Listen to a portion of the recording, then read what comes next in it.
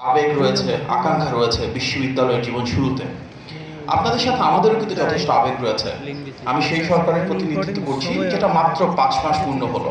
অর্থাৎ আপনাদের বিশ্ববিদ্যালয় জীবনে শুরু হচ্ছে নির্বাচিত বিএনপি সরকারের সময়, এবং আজ থেকে ৪ বছর পরে আপনারা যখন গ্র্যাজুয়েশন করবেন, আপনারা কিন্তু এই বিএনপি সরকার রাষ্ট্র পরিচালনা থাকা অবস্থায় আপনাদের শিক্ষা জীবন শেষ করবেন।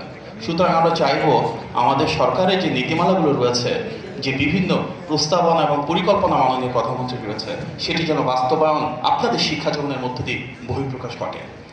আমি অত্যন্ত আমি বলবো অত্যন্ত গর্বিত হয়েছি যখন দেখলাম যে আমাদের এখানে সরকারের দুজন প্রতিনিধি রয়েছেন যারা আপনাদের সিন্ডিকেটের মেম্বার।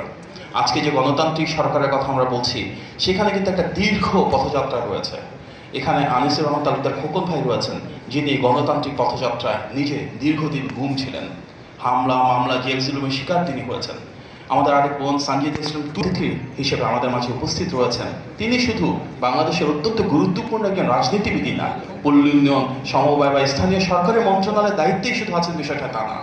দীর্ঘদিন ধরে তিনি গণতান্ত্রিক আন্দোলনে নেতৃত্ব দিয়েছেন, লাখো লাখো মানুষকে অনুপ্রেরণা জুগিয়েছেন।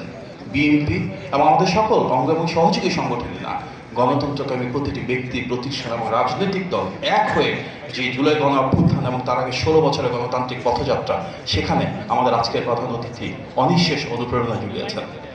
রাজনীতিকে ছাড়িয়েও কিন্তু তার ভিন্ন পরিচয় রয়েছে। আজকে আমরা যে কৃষি বিশ্ববিদ্যালয় বলছি, এখানে কৃষির ক্ষেত্রে আপনারা হয়তো অনেকেই জানেন, আমাদের নবীন যারা শিক্ষার্থী রয়েছেন, বাংলাদেশের ইতিহাসে কিন্তু অন্যতম সফল যিনি কৃষি মন্ত্রণালয়ের দায়িত্বে ছিলেন, তিনিও কিন্তু আমাদের আজকের স্থানীয় সরকারের মন্ত্রী। তিনি দীর্ঘদিন শিক্ষকতাও ছিলেন এবং বহু প্রজন্ম ধরে অনেক শিক্ষার্থীকে আলোকিত করেছেন, তাদের জীবন গড়ে দিয়েছেন।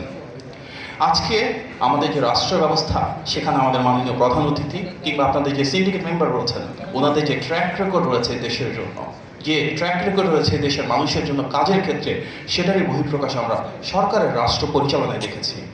আমাদের গণতান্ত্রিক এই নির্বাচিত সরকার রাষ্ট্র পরিচালনায় এসে প্রথম যে ক্যাবিনেট মিটিং হয়েছিল ১ সপ্তাহের ভিতর, সেখানে কিন্তু নির্বাচনী প্রতিশ্রুতি অনুযায়ী দেশের সকল কৃষকদের জন্য ১০,০০০ টাকা পর্যন্ত সুদসহ কৃষি ঋণ মওকুফ করা হয়েছে, যেটা একটা যুগান্তকারী সিদ্ধান্ত হয়েছে।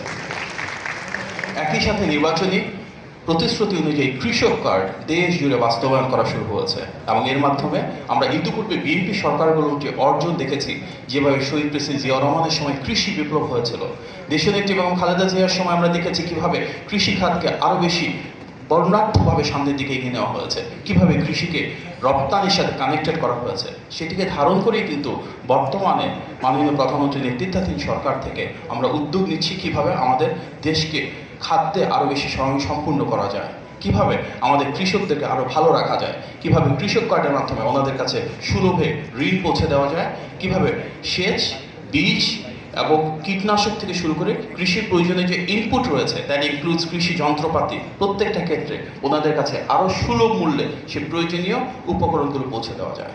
আমাদের মূল উদ্দেশ্য একদিকে যেমন কৃষির প্রোডাক্টিভিটি বাড়ানো, ডাইভার্সিফিকেশন বাড়ানো, একই সাথে আপনাদের মাধ্যমে কৃষি উদ্যোক্তার সংখ্যা বাড়ানো। যেমন বাংলাদেশের একটা কমন প্রবলেম হচ্ছে, বর্তমান সময় আমরা দেখছি আমের অনেক প্রোডাকশন হচ্ছে, যে গ্রাসরুটস আমের উৎপাদন হচ্ছে, সেখান থেকে ঢাকায় আস্তে আস্তে দাম অনেক বেড়ে যাচ্ছে, প্রতিটা পণ্যের ক্ষেত্রে প্রযোজ্য।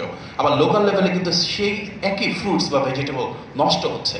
সো কীভাবে আমরা আমাদের সাপ্লাই চেইনটাকে ঠিক করতে পারি, কীভাবে আমরা প্রিজার্ভেশন বাড়াতে পারি, কীভাবে আমাদের প্রোডাক্টটাকে আমরা ডাইভার্সিফাই করতে পারি, সেটা আমের ক্ষেত্রে হতে পারে চাটনি, টমেটোর ক্ষেত্রে হতে পারে সস, ডিফারেন্ট প্রোডাক্টে আমরা যখন ভ্যালু এডিশন করতে পারবো, একদিকে যেমন আমাদের ওয়েস্টেজ কমবে, সাপ্লাই চেইনটাকে আমরা ঠিক করতে পারবো, আমরা বিভিন্ন বিভাগীয় এবং জেলা শহরে যেমন দামটাকে নিয়ন্ত্রণে রাখতে পারবো, একই সাথে সেখান থেকে আমরা রপ্তানিমুখী শিল্পের ব্যবস্থা করতে পারবো। এই কৃষি বিশ্ববিদ্যালয় কিন্তু শুধুমাত্র কৃষিতে আপনারা সম্পৃক্ত না, আপনারা কৃষির পাশাপাশি মৎস্য, প্রাণী সম্পদ, অর্থাৎ আমাদের যে ফুড ইকোসিস্টেম রয়েছে, এই প্রতিটা ক্ষেত্রে আপনাদের শিক্ষার্থীদের একটা অনবদ্য ভূমিকা আমরা দীর্ঘদিন ধরে দেখেছি, এবং সামনের দিনগুলোতে ইনশাআল্লাহ সেটি বহমান থাকবে। বর্তমানে